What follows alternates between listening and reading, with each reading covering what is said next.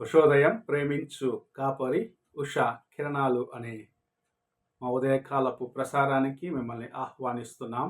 ప్రార్థన. మా స్తుతులకు ఆధారభూతుడు అయిన పరమ తండ్రి, ఈ ఉదయకాల సమయానికై స్తోత్రములు చెల్లించుకుంటున్నాం. ప్రతిదినము నీ కృపచేత ఇలాగునైనా మమ్మల్ని పోగు చేసి నీ వాక్యము చేత బలపరుస్తున్న విధానాన్ని బట్టి వందనాలు. ఈ కార్యక్రమం నాయన వీక్షిస్తున్న ప్రతి ఒక్కరికి నీ కృపను అనుగ్రహించి ఆశీర్వదించుమని, వినగలిగిన చెవిని గ్రహించుకునే హృదయాన్ని మాకు అనుగ్రహించి ఆశీర్వదించుమని యేసు పరిశుద్ధ నామమున అడిగి వేడుకుంటున్నాను పరమ తండ్రి, ఆమేన్. ఈ ఉదయకాలపు వాక్య భాగము లూకాసు వార్త 6వ అధ్యాయము 41 మరియు 42 వచనములను చదువుకుందాం. నీవు నీ కంటిలో ఉన్న దూలము ఎంచక నీ సహోదరుని కంటిలో ఉన్న నలుసును చూడనేలా? నీ కంటిలో ఉన్న దూలమును చూడక నీ సహోదరునితో, సహోదరుడా, నీ కంటిలో ఉన్న నలుసును తీసివేయి నిమ్ము అని నీవేలాగు చెప్పగలవు? వేషధారి, మొదట నీ కంటిలో ఉన్న దూలమును తీసివేయుము, అప్పుడు నీ సహోదరుని కంటిలో ఉన్న నలుసును తీసివేయుటకు నీకు తేటగా కనబడును.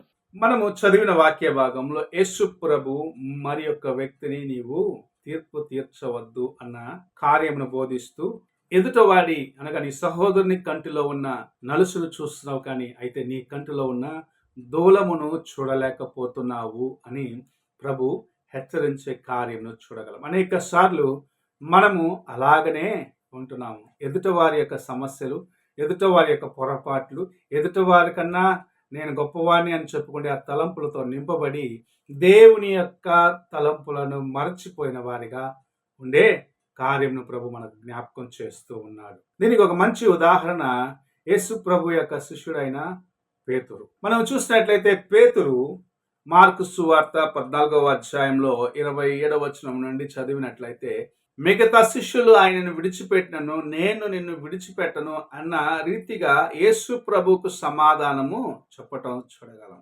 ఇతరుల శిష్యుల కన్నా నేను మంచివాడను అన్న రీతిగా ఆయన మాట్లాడినాడు. కానీ ప్రభు ఆయనను పిలిచి ఆయన హెచ్చరించినాడు, నీవు కోడి కోయక ముందు 3 సార్లు నన్ను ఎరుగను అని బొంకుతావు అని. అదే జరిగినది. తాను ఇతర శిష్యుల కన్నా నేను దేవునికి నమ్మకమైన వాడని అని చూపించుకోవాలని ఆశించినాడు. కానీ శోధన వచ్చినప్పుడు తాను పడిపోయినాడన్నది తర్వాతనే గ్రహించుకున్నాడు. ఈ దినంలో అనేక సార్లు మనం ఇతరులతో పోల్చుకుంటూ, నేను అతని కన్నా బాగున్నాను, నేను అతని కన్నా బాగా చేయగలను, నేను అతని కన్నా ఇంకా మంచిగా దేవుని కార్యములు చేయగలను అనుకుంటూ ఎదుటవాడిలో ఉన్న బలహీనతలు చూస్తూ ఉంటాం. చూడు, ఇలా చేస్తున్నాడు, అతనికి ఇది సరిపోలేదు, అతని యొక్క తలాంతులు సరిపోలేదు అన్న రీతిగా విమర్శిస్తూ ఉంటాము. కానీ ఆ స్థలంనకు నీ వచ్చినప్పుడే నీ యొక్క నిజస్థితిని తెలుసుకొనగలవు. అందుకే ప్రభు సెలవిస్తున్నాడు, ఎదుటవాడి కంటిలో ఉన్న నలుసును చూడవద్దు, నీ కంటిలో ఉన్న దూలమును చూడు, నీ బలహీనతలు చూడు, వాటిని తీసివేసుకో.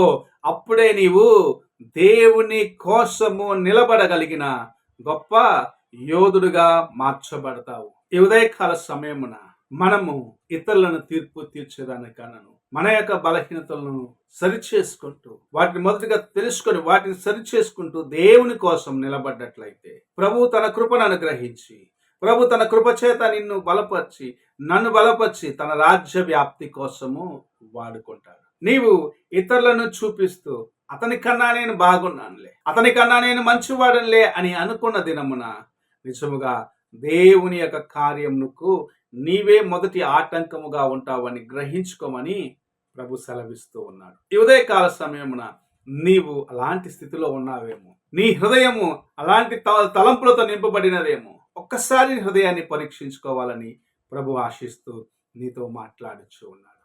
నీవు ఆయన ముందు వచ్చినప్పుడు మొదటిగా నీ బలహీనతలు విడిచిపెట్టు. నేను చేయగలను అన్న ఆ కార్యమును ప్రక్కన పెట్టేసి, ప్రభువా నీ చిత్త ప్రకారము చేసేదాన్ని నాకు సహాయము చేయమని దేవుని ఎదుట మోకరించి ఆయన యొక్క కృప కొరకు వేడుకొనుము.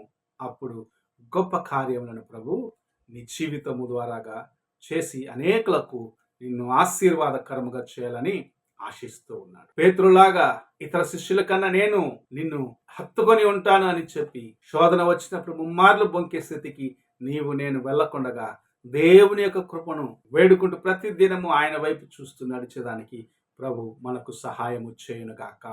ఆమేన్. పరిశుద్ధుడైన యేసయ్య, ఈ ప్రాతకాల సమయమున నీ వాక్యము చేత మాకు ఇచ్చిన హెచ్చరికను బట్టి వందనాలు చెల్లించుకుంటున్నాం తండ్రి.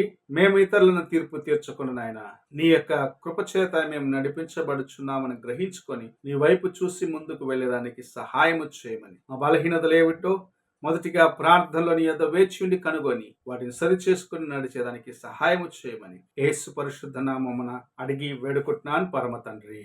ఆమేన్. తండ్రి అయిన దేవుని ప్రేమ, కుమారుడైన క్రీస్తు కృప, ఆదరణకర్త అయిన పరిశుద్ధాత్మ యొక్క సహవాసం ఇప్పుడు ఎల్లప్పుడూ తోడై ఉండి సదాకాలము నడిపించును గాక. ఆమేన్.